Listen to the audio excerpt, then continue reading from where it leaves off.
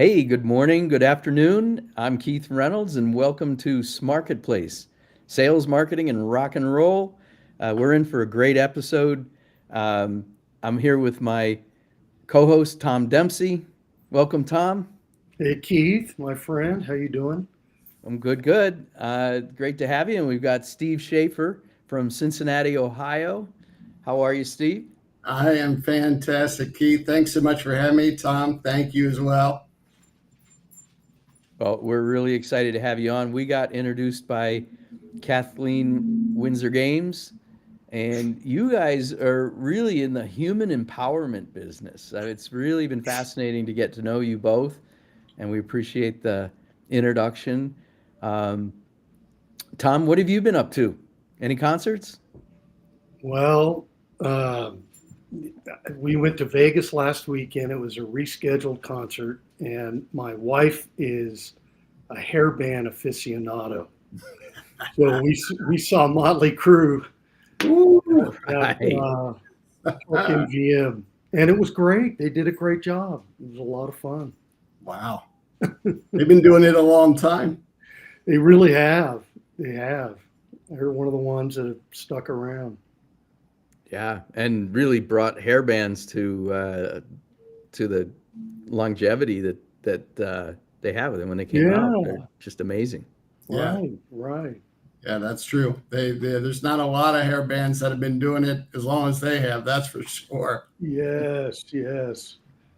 I Yeah. grew up in LA and in the early 80s. Remember those guys just getting their feet wet at Whiskey A Go Go and places like Oh wow. that. Wow. Well, I've never been there, but the Doors are one of my all-time favorite bands. So I Oh, know I know the name of that place quite well because that was where they got a heck of a start. that's right. That's That's exactly right. right. Yeah, Yeah. Um, yeah, good stuff. so I got um, Paul McCartney tickets Yeah, that's a week great. ago. So I'm looking Holy forward to see smokes! that. Where is that going to be? Where is that? That's at Coors Field here in Denver. That'll be something. Yeah. So it's my Oh, first concert at Coors Field. Looking forward to that. I've seen baseball there. well, Well, if it that's was what you want to call it. Yeah. Minor league. We got a minor league team here in Denver this year. right. I didn't want to say it, but Right. I'm not saying the Reds are knocking it out of the park, so to speak. But the Rockies are having a tough go of it. Yeah. Yeah. Well, it's just speaking of the Reds. I grew up in Chicago as a Cubs fan, but visited Cincinnati to go see family, and I'd spend my summers in Cincinnati, and got to see the Reds. My first game was the Reds at Crosley Field, Oh, and I think it was Johnny Bench's rookie year. Pete Rose was playing, wow. and, and yeah, that dates me. And then the Big Red Machine through the '70s. Those were the days. Yeah, I yeah. mean, they had a lineup you couldn't beat. I mean, they were amazing back then. Really something. Charlie Hustle. So Yeah, well, that's let's right. let's get on let's get on with the Yeah, show. yeah. We're really thrilled to have you, Steve. Why don't you tell us a little bit about yourself, your background, what got us here? Yeah, absolutely. So I've been in the and you made a comment, human empowerment, which is really I don't know if I've really heard that phrase and put it that way before, Keith, which is really kind of interesting. And I think you kind of nailed it with it. Kathleen and I are kind of in that space, and I'm so fortunate that Kathleen introduced the two of us. And so I've been in this space for, gosh, a long time, almost 20 years in the talent management space. And so talent management software is really what I've been selling and marketing for a long time now, almost 20 years. And so at the end of the day, what we've built at TalentThrive and what I had sold for years, and now that we've built our own software, we simply help organizations make the best people decisions possible through the use of this software. And it's you can call it an online assessment tool if you'd like. We try and steer away from using the word assessment too much, simply because, unfortunately, in that space, in that industry, it's gotten such a negative connotation over the years, just because I think a lot of organizations and a lot of people that have sold those tools have positioned it improperly, have maybe used it and not necessarily in the right way, communicated it to their employees maybe in not the best fashion. And so it's gotten a lot of negative rap, if you will, kind of a bad rap. And so we don't necessarily totally steer away from using the word assessment. At the end of the day, that is on the front end how we collect the data through an online assessment. But how we leverage that data and how we support employees and support organizations through the hiring process through the use of our assessment, because it can be used for hiring, development, coaching, all of that stuff. It is an online tool, an online assessment. So that's what we've built, and that's what we're doing. So that's really like the starting gate for what you do. That was why I actually made that up on the fly, human empowerment. But Yeah. when I read through your website, and there's I'll send the bill to you guys. Yeah, I'll be using that from here on out. Thank you. Yeah, just My invoice me pleasure. again. You keep coming Uh, up with all this stuff, and it's wonderful. You got to keep invoicing me. Marketing, that's where it is. But really, as I read through your website, it wasn't about the assessment. It was about what you do to help companies. Yeah, If I recall, 50 to 500 employees, they're getting some momentum, they're building their teams, that's and they right. got to bring order to chaos. And part of that is getting the team on the same page. Yeah, that's absolutely right. And so we've really worked hard to um, work with the leaders of those organizations to understand who they have on board, where there may be some gaps. Oftentimes they don't realize that they have people that are sitting in seats right now that could be, the next sales manager or the next customer service manager or the next leader. And so whether it's a matter of succession planning or maybe just a promotion for some of these people, they don't necessarily have to look outside their walls. They may have the next great individual for that next promotion sitting in a cubicle or in an office right down the hall, and they just need to assess them, get a snapshot. We call ours the TalentThrive snapshot. Just get a snapshot of the individuals inside their own building to get an idea of what are those soft skills that these individuals have. We measure 75 different competencies, get a good sense of who you have in your building, and get an idea of what their skills are and where they may be able to fit within the organization outside of the role they're currently in. And so you can maybe move them up to different positions, and your people are one of your, if not your largest expense. And so why not understand who you have within your walls and promote those people up if you can, and retain top talent. Hey, Steve, what are the inputs to the TalentThrive snapshot? Yeah, so it's a scientific tool. They call it, and I'll keep it somewhat high level, but it is a validated tool. So I think that's one of the most critical components that you have to have with these tools. If it's not a validated tool in the market, you're probably going to get laughed out of a room in terms of being in front of a prospect. So it is a scientifically validated tool. It's what they call a binary force choice instrument. So you have two statements that are paired against each other. One statement may say, "I enjoy making new friends." The other statement may say, I close more deals than anyone else on my team, something like that. And so you'll have those two statements paired against each other, and you're forced to choose one of those statements. You may dislike both those statements. You may like both those statements, agree with both those statements, but you can only choose one. And so you go through a series of those kinds of statements. Each of those are tied to these competencies that we measure, these soft skills. And so as you go through that exercise time and time again, it builds up your strengths in the variety of competencies. And when you don't select certain items, it's going to lower scores in other competencies. And so then the reporting comes out and shows you where some of your greatest strengths may be. So your title is COO, and we just changed it from CEO. I was noticing that in my show notes here. So updated the Oh. titling on the fly. We got your title right. You you are COO, but you also, in our conversations, you do a lot of sales. Oh yeah, yeah. We run a tight ship here.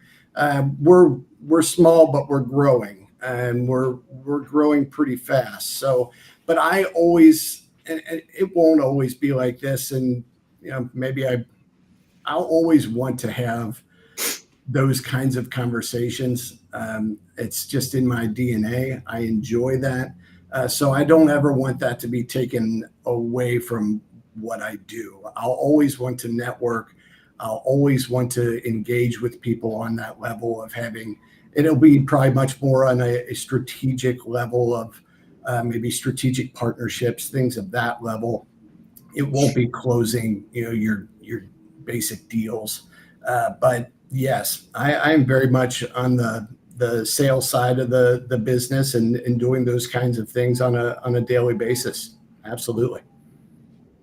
So talk to us a little bit about what it takes to sell something as ill-defined and has in you were explaining what it's not, and you were explaining some of the knocks that it gets when you hear the word assessment.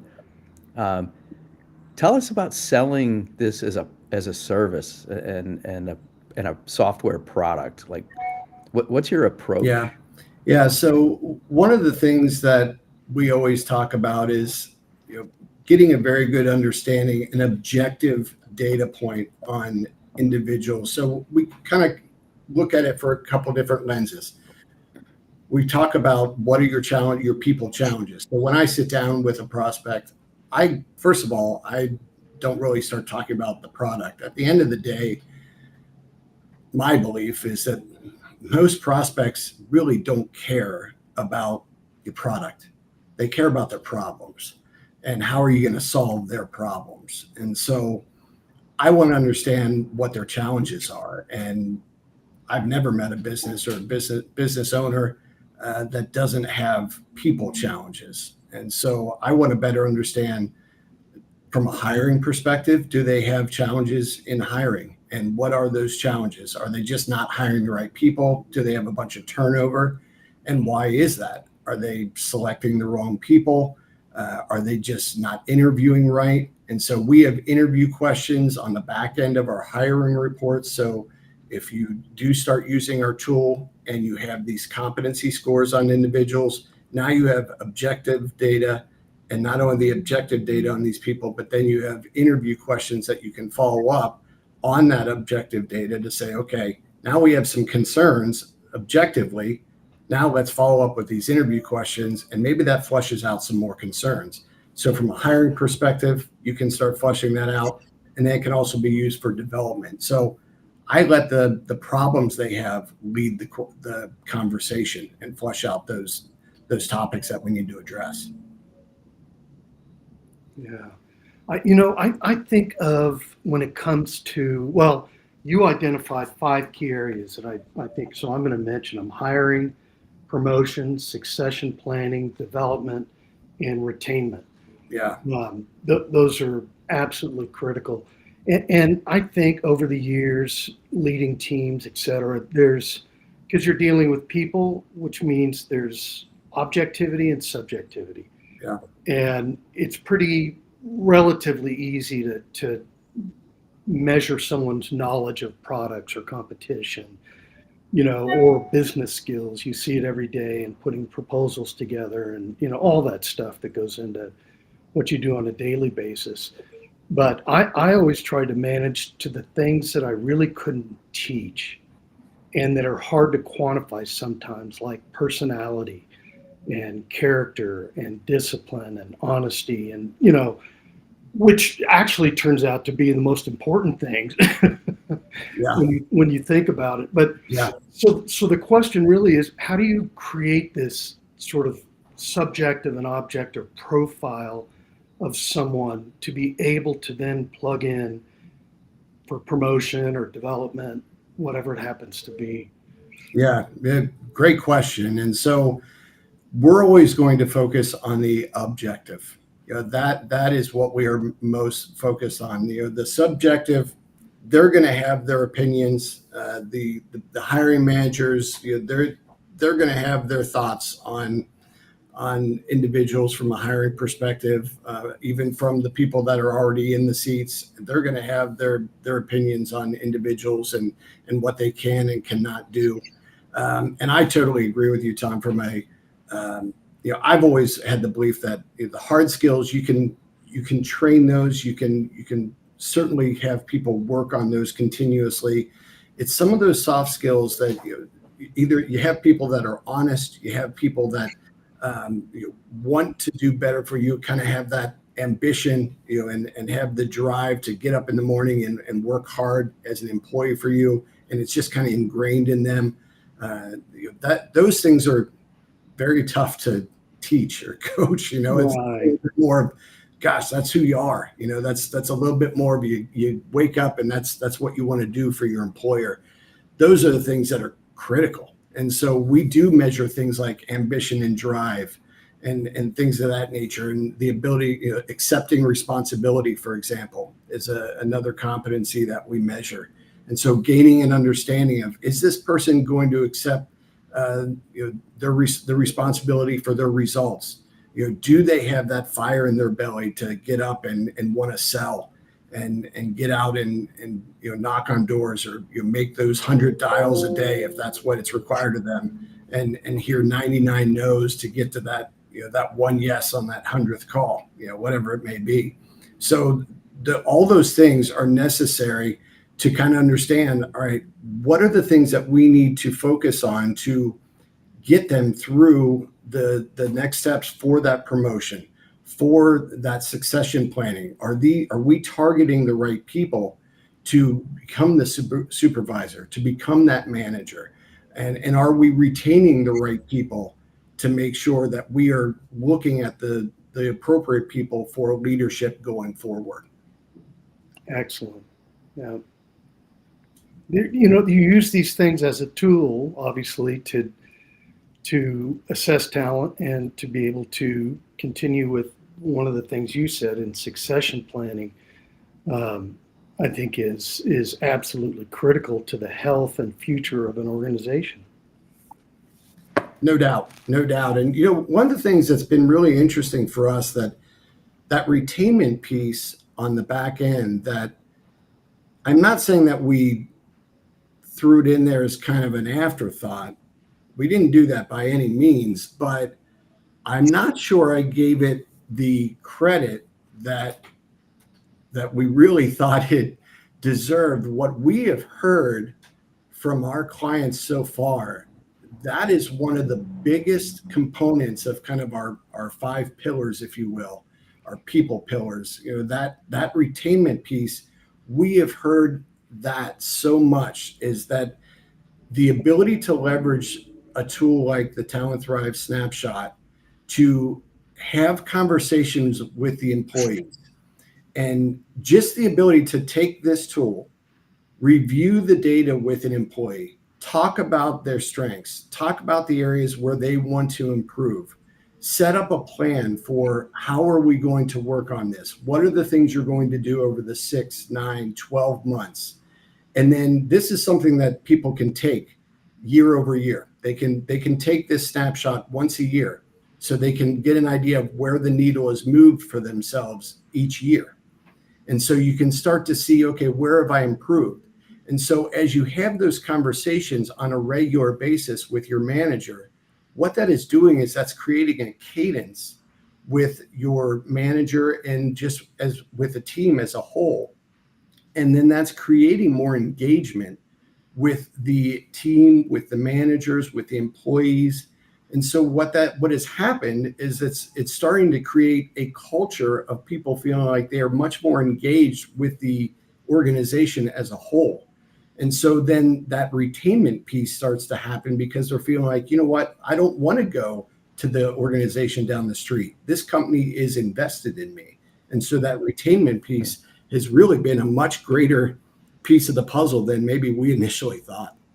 Well, Well, between recruiting, being without the talent, and the ramp up time that it takes to train someone new, that's really, I can see why it's become so important, because that's where there's a real financial Oh, pinch in an oh, organization. the cost of a bad hire is mm, unreal. And just the cost of even a good hire for the training and all of that stuff is really expensive. And so, and especially, we work a lot with smaller businesses. There's organizations that are 50 to 100 employees, and those small businesses, even one hire is so important.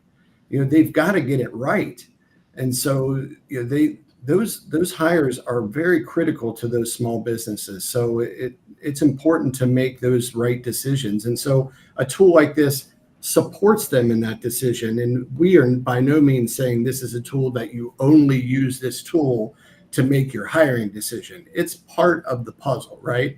It's one piece of the puzzle, but it's a great piece of the puzzle for an objective data point. yeah. And in terms of retainment, and really any of these 5 people pillars, what's the, I think it was from good to great, I hope I'm right, but it's first get the right people on the bus, then get them in the right seats. The right seats. Yeah. And that's what this reminds me of. You get people in the right seats, they're happy, the company's happy, their performance is greater. I mean, go down the list of benefits that come with it. That's right. And retainment is certainly a big piece of that. Yeah. Yeah. That's absolutely right. Now, we have the capital S and the capital M in our name, SMarketPlace, and the question that came to my mind is, you mentioned things that allude to people, having the drive, that seem to be kind of a sales-oriented thing. How do you, from your experience in working with these companies, how do you see sales and marketing today? Working together, and what have you seen change? Like, just those two functions, because getting those two to work together is where Tom and I started. Give us your thoughts on sales and marketing working together in today's world. Well, one of the things that's really been interesting is how technology has shifted some of that game, if you will, between sales and marketing. And so what I think is going to be incredibly, fascinating for me is to see, and one of the things that we're kind of implementing ourselves and seeing how it kind of works with our sales and our marketing functions is the AI component. And of course, everyone's talking about AI, right? And it's kind of the big buzzword and the big it's the big thing these days. So I'm a little careful about how much we work with AI right now, but I also recognize the beauty and the power that can be behind it. But I think we're stepping into it for sure, but we're a little cautious with it too. And so what we're really focusing on as it relates to sales and marketing is how we can connect AI to both functions and have AI better have that sandbox of sales and marketing play well together.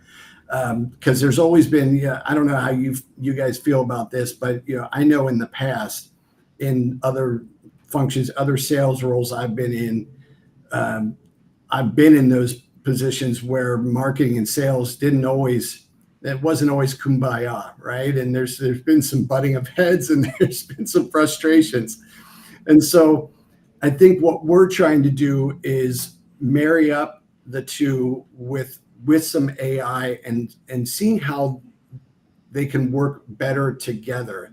The challenge will be who takes on what and where the overlap stops. Like where does the handoff go? Because now with AI taking over some of what some of the sales function had done, that's where it's getting a little tricky, because I think some of our sales folks are kind of like, well, I used to do a lot of that outreach. That's stuff that I used to do. And now we've got AI agents that are doing a lot of this initial outreach.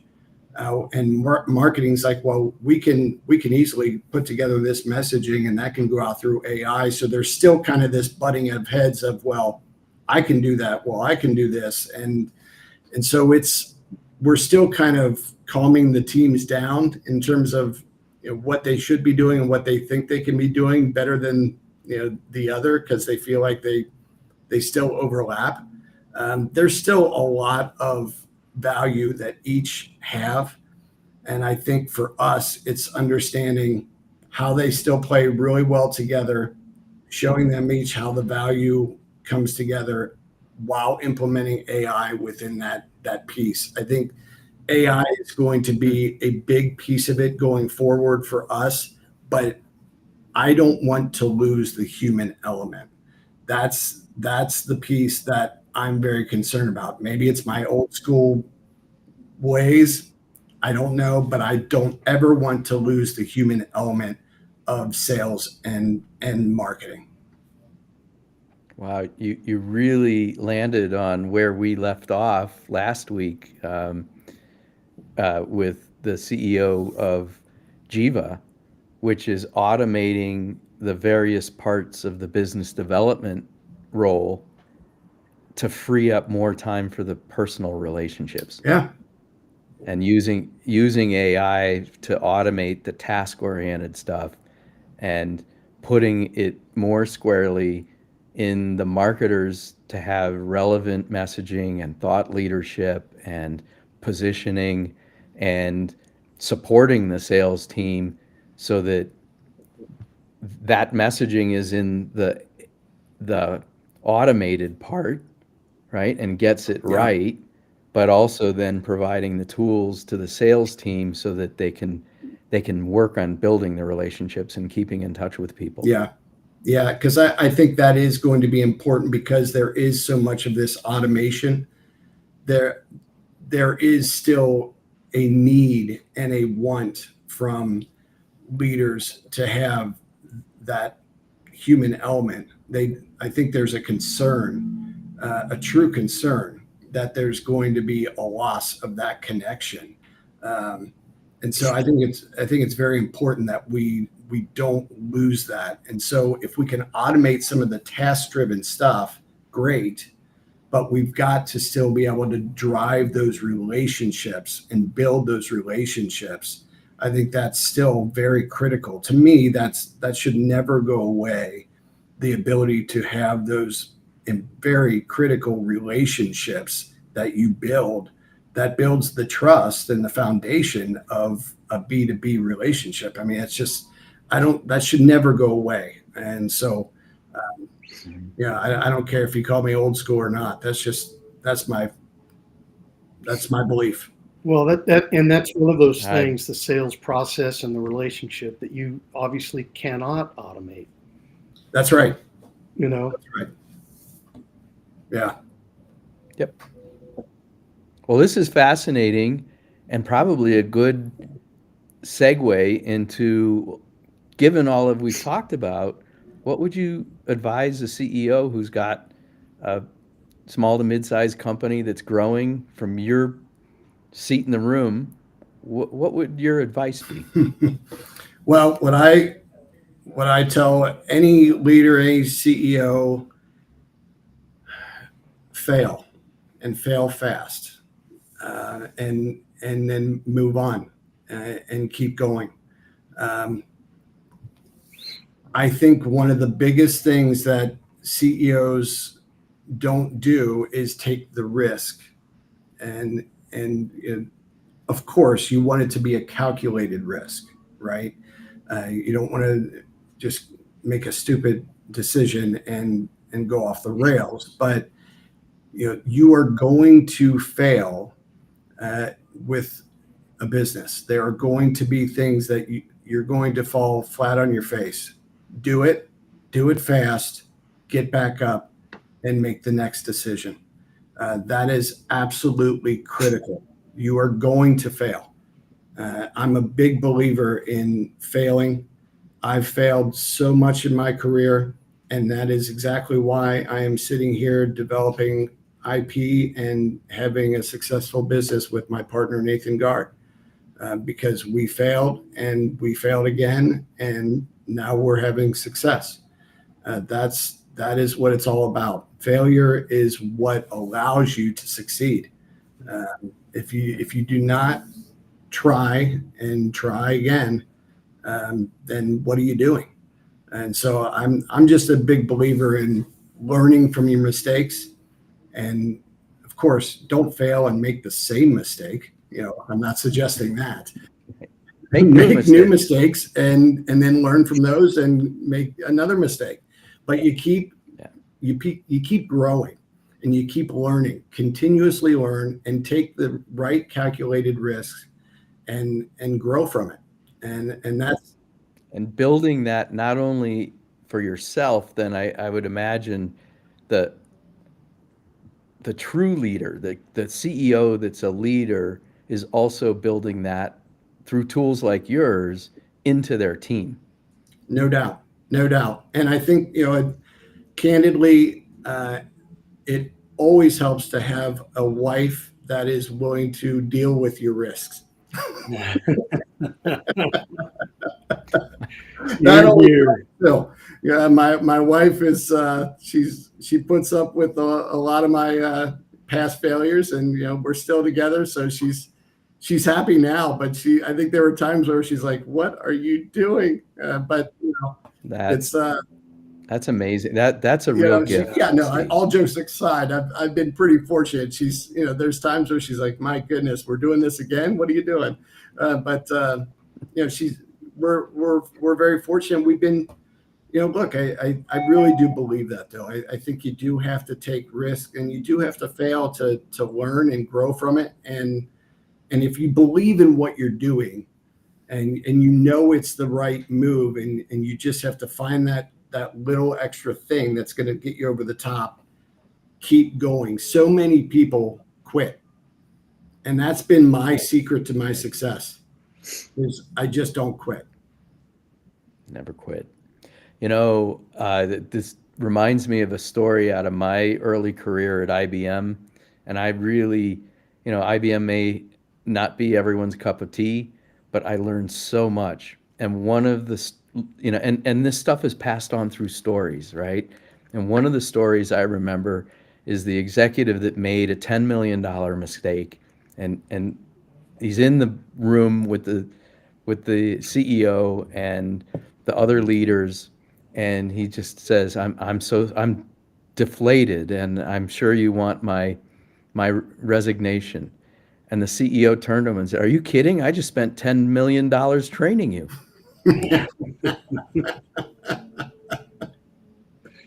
Oh, that's beautiful. You're not going to do that again.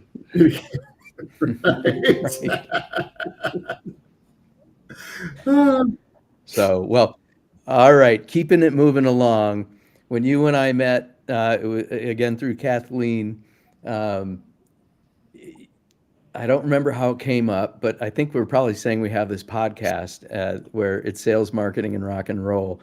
And all of a sudden, you were like, you lit up. So tell us about your rock and roll story and some of the things that you'd like to share about your musical experience. I share with you.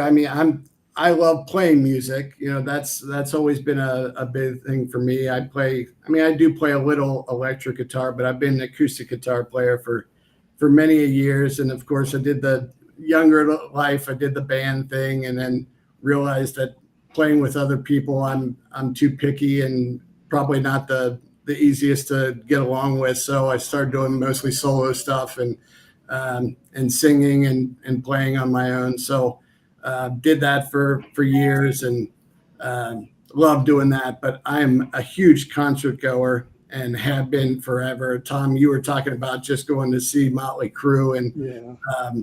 this past week I had a run. I saw the Red Clay Strays um, last Saturday. Then I saw Leon Bridges and Charlie Crockett on Wednesday.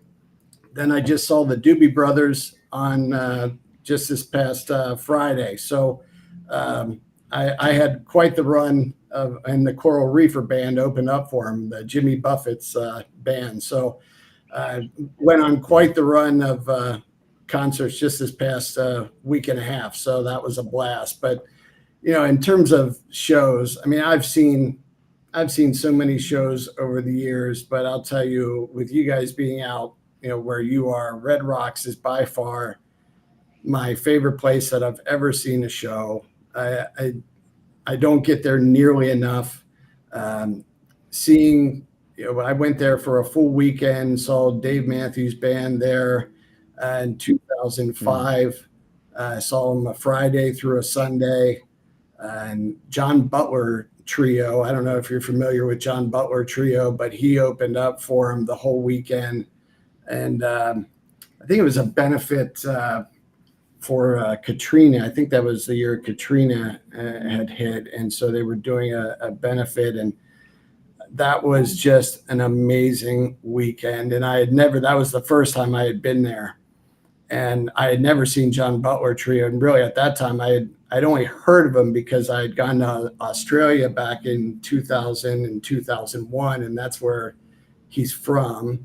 And so I had heard of him there. And then to find out he was opening for Dave Matthews Band and Red Rocks, I was like, holy smokes, okay, this will be fun.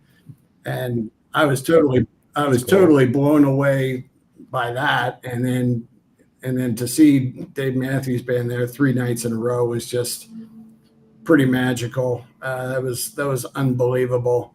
So that by far is the greatest place I've ever seen a show. The sound is unreal. And then years later, I actually got to surprise my wife. We went and got to meet John Butler. I bought tickets to a show and then got to do the meet and greet, and got a private show with him where he did just 3 songs acoustically for us before the actual show. And then he did a show with the main show. But he's an incredible guitarist. If you ever get to check him out or just look him up, his guitar work is unreal. But that by far is one of my favorite. It's my favorite venue, and that's one of my favorite memories of shows. But I've been to so many different venues, but I don't know if Yeah, it sounds like you're doing like 50 to 100 shows a year. back in the day, yes, not so much. Although this year has been really crazy. That was just in this last week. I've done probably 8 or so before that. I don't know if you know who Stephen Wilson Jr. is. He's a big up and comer. I love this. Give us the new names. Stephen Wilson Jr. is a newer name. He's actually not young. He's in his 40s, but he's really just kind of come onto the scene. What really helped him blow up is he did the national anthem for the NFL's draft, and that's where his name just kind of blew up. I knew of him right before then, and then he just got really huge. And so I just saw him not too long ago, about a little over a month ago. And then I'm going to Louisville to see him again because we just loved it so much. So we're seeing him again in Louisville. So he's incredible. Really different, really unique. He grew up where John Mellencamp grew up. So he's got Indiana. Got a Mellencamp feel, but then he also is a grunge guy, grew up in the 90s. So he's got like a Nirvana feel. So he's really different, very unique. So it's I got a very eclectic mix of music. I love old school rock and roll. My brother grew up listening to Jimi Hendrix and a lot of Led Zeppelin, Black Sabbath, that kind of stuff, Van Halen. So I was in that. There you go. Hello. Yeah. Are you Van Yeah. Halen guy? Yes. Yeah, my sophomore year of high school was when Van Halen album came out, and everybody in my circle like showed up at school and was like, "Oh my God, did you hear this?" Because we were out of the Jimi Hendrix, Black Sabbath, Uriah Heep kind Yeah, of, early rock and roll uh, bands, and that really just kind of shot rock and roll into a whole new level. yeah, yeah, yeah. In fact, speaking of Led Zeppelin, there's a new um, uh, live version of Graffiti, and I think it's the 40th year, 50th anniversary, 40th anniversary of Is Graffiti, that right?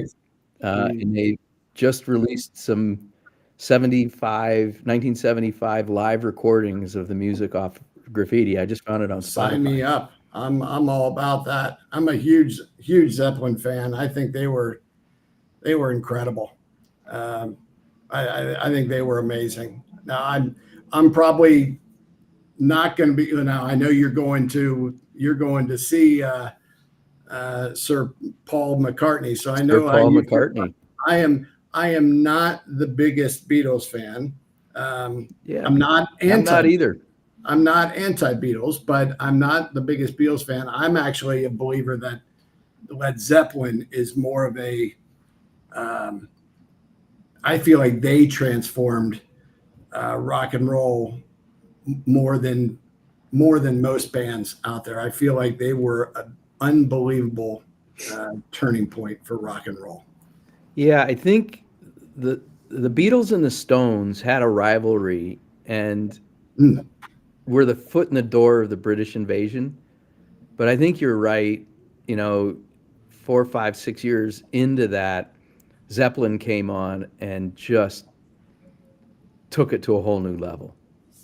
And I'm a guy that came out of that era. I wanted to see Paul McCartney just because he's Paul McCartney, right? And yeah, not out of I'm a Beatles fan. I like the Beatles, and yeah. they're kind of the soundtrack to our lives, that plays on the elevators now. But last year I saw the Stones 3 times, Mm. and still I'm trying to see some of the old bands as well. Tom, you go back, but you're also listening to new music. Yes, absolutely. No, I'm a big Deadhead and love Zeppelin, love the Doors. You mentioned that earlier. And growing up in LA, that's what we did.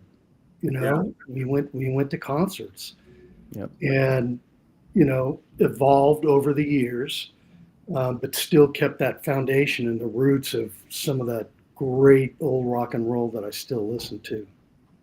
Yeah, I feel like I was born kind of in the wrong time frame. Like I so wish I would have been able to see the Doors in concert. Kind of obviously Led Zeppelin. I wish I would have been able to see them back in the 70s. I mean I was born in 75, so I wish I could have seen some of those concerts and those bands in that time frame. I really missed the boat on some of the best music in my opinion. Some of the music now I don't even understand some of the music. Some of you don't, but there's some good. Do you know Peach Pit? Yes, yes. So yeah, I'm So, not saying there isn't some good music out there. Don't get me wrong, yep. but some of it I'm like, okay, this is just No, I'm agreeing with you. overproduced nonsense. Yeah. But there is some good rock and roll coming out. But So my daughter turned me on to Peach Pit, and I listened to it for a while, yeah, and I think I texted her, and I was like, I really like this band.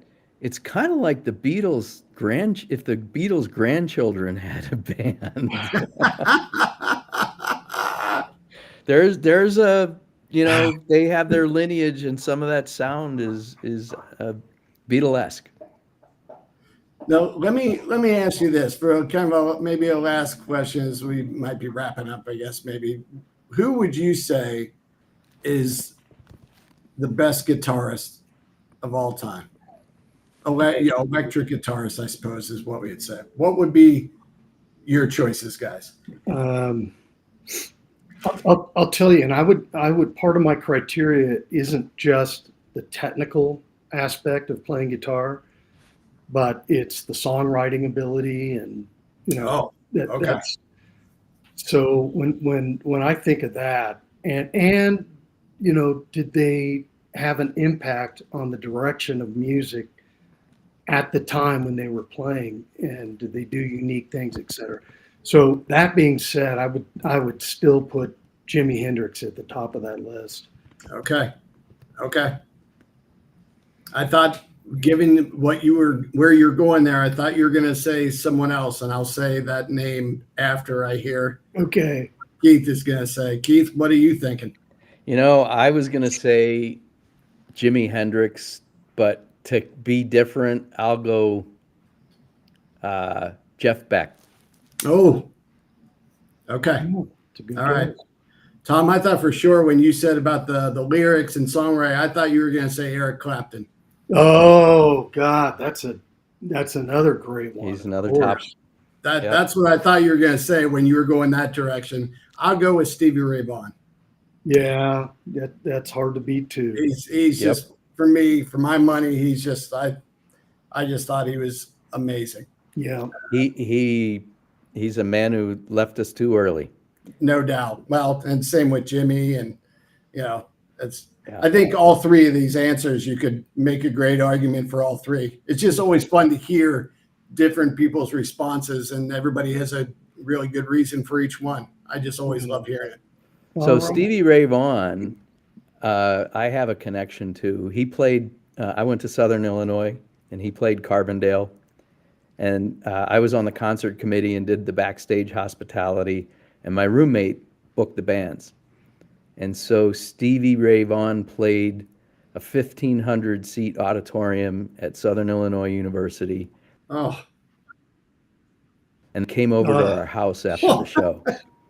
Minutes in, we hear, "F you, and your music really sucks." And there were these two girls in black goth hair, black fingernails, that whole goth look was just coming in. And Stevie Ray Vaughan looked at them, and I came rushing over, and I'm standing right there, and he puts his hand up, snaps his fingers, and goes, "Come on, guys, we're out of here." And they turned around and got on the tour bus, which was parked out in front of our house, and left. And the music stopped, the whole room came down. We're like, what the heck?